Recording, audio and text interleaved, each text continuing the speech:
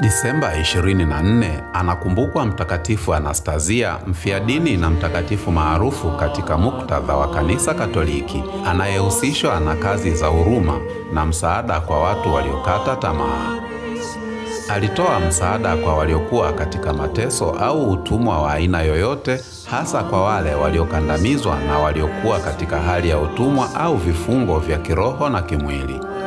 Vile alifuata misingi thabiti ya kidini, alidhulumiwa maisha yake na wale waliopinga Ukristo wakati huo. Alikamatwa na kuchomwa moto na kupelekea kifo chake siku ya Noeli. Hadithi yake inatufundisha kuhusu umuhimu wa msaada kwa wengine, huruma na kujitolea kwa ajili ya kuokoa na kuponya wengine. Kuna mengi ya kujua kuhusu watakatifu. Tafadhali tembelea mitandao yetu ya kijamii.